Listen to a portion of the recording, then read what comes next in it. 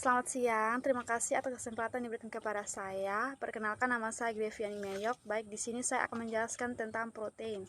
Kata protein berasal dari kata Yunani proteios yang berarti pertama. Kemudian dalam kehidupan sehari-hari, protein terdapat dalam telur, kacang-kacangan, rambut, kulit, wol, darah, dan lain-lain. Kemudian molekul protein mengandung karbon, hidrogen, oksigen, dan nitrogen.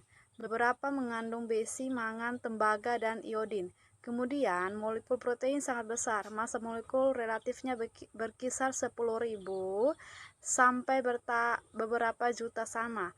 Jika protein dalam air didirikan dalam suasana asam atau basa encer atau menggunakan katalis enzim tertentu dalam pencernaan, maka molekul-molekul protein dihidrolisis menjadi asam-asam amino.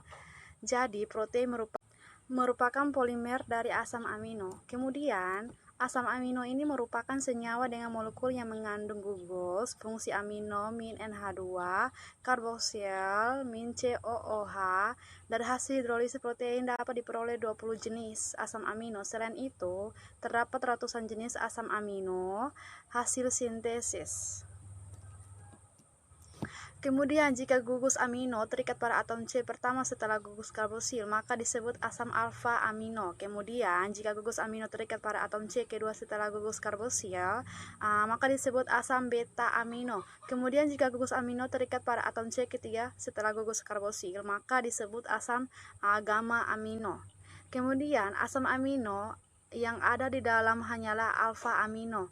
Ke-20 jenis asam amino hasil hidrolisis protein dibedakan atas perbedaan gugus akil R.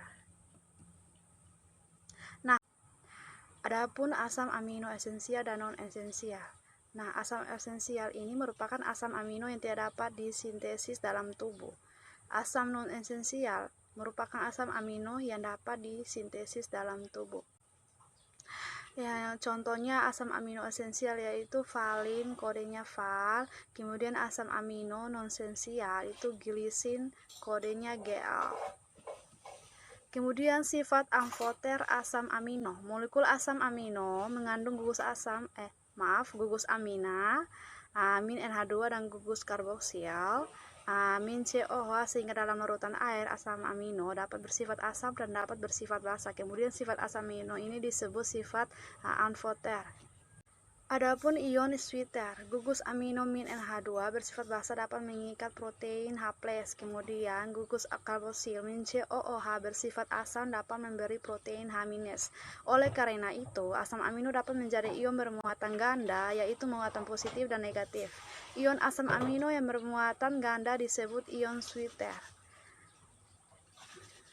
Kemudian ada isomer optis dari asam amino. Hampir semua asam amino bersifat optis aktif dapat memutar bidang cahaya terpolarisasi, kecuali glisina. Hal itu disebabkan molekul asam amino mengandung atom C asimetris, kecuali glisina tidak mempunyai atom C asimetris. Kemudian ada struktur molekul protein.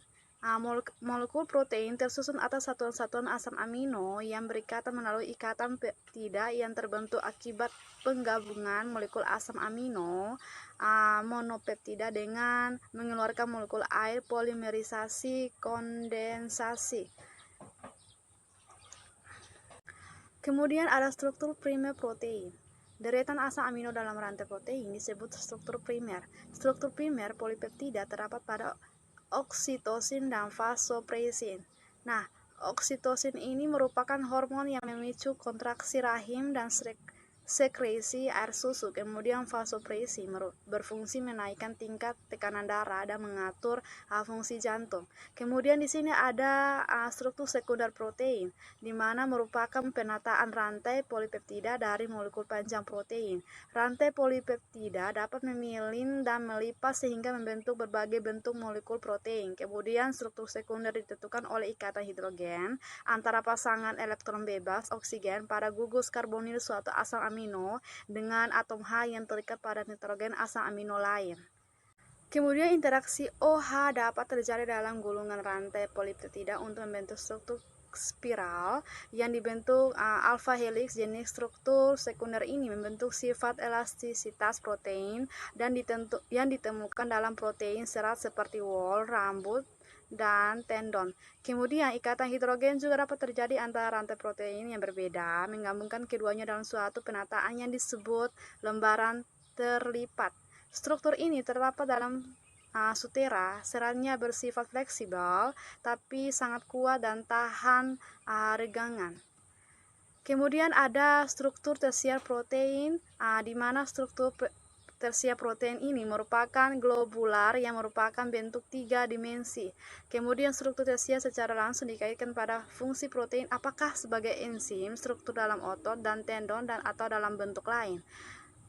Struktur tersier terbentuk oleh beberapa jenis interaksi, yaitu ikatan hidrogen, interaksi dipol-dipol, ikatan ionik, ikatan kovalen, dan gaya dispersi London antara gugus nonpolar. Kemudian ada penggolongan protein. Protein merupakan polimer alam, dikelompokkan berdasarkan komposisi kimia, bentuk, dan fungsi biologis. Berdasarkan komposisi kimia, ada protein sederhana dan protein terkonjugasi.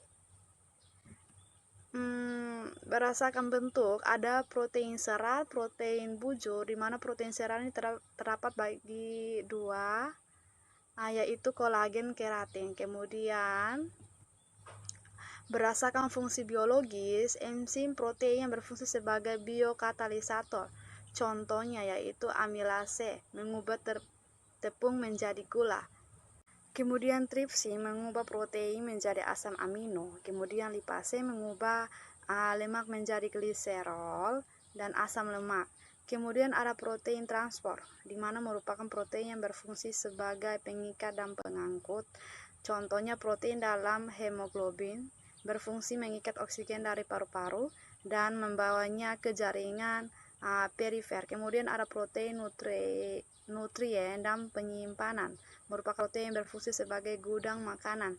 Contohnya yaitu protein dalam biji-bijian, beras, dan gandum. Kemudian ada protein struktur, merupakan protein yang berfungsi sebagai penyangga untuk memberikan kekuatan.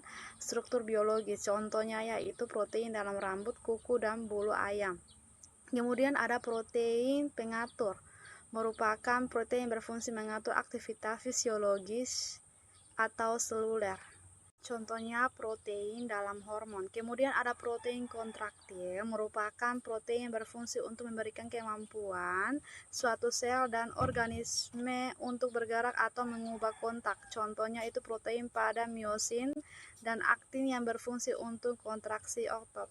Kemudian ada protein pertahanan antibodi, merupakan protein yang berfungsi untuk melindungi organisme dari serangan penyakit. Contohnya yaitu dalam imunoglobulin, fibrinogen, dan trombin. Kemudian ada identifikasi protein. Yang pertama yaitu uji bioret. Bioret terdiri dari campuran larutan NaOH 0,1 n dan larutan CuSO4 1%. Larutan digunakan untuk mengetahui adanya ikatan peptida pada suatu senyawa.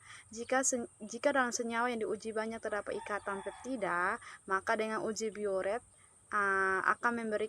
akan memberikan warna ungu, misalnya protein. Jika senyawa yang diuji mengandung ikatan peptida sedikit, maka dengan uji bioret akan memberikan warna merah muda, misalnya urea. Kemudian di sini ada uji sanctoproteat. Larutan sanctoproteat terdiri dari campuran larutan HNO3 pekat atau campuran larutan asam cuka pekat dengan asam sulfat pekat. Uji ini digunakan untuk mengetahui adanya inti benzena dalam molekul protein. Kemudian protein yang mengandung inti benzena jika dipanaskan dengan larutan HNO3 pekat akan memberikan warna kuning atau jingga. Kemudian yang berikut di sini ada uji timbel sulfida. Larutan yang digunakan pada uji timbel sulfida terdiri dari larutan NaOH 40% dan larutan PbNO3 2 kali Pb asetat.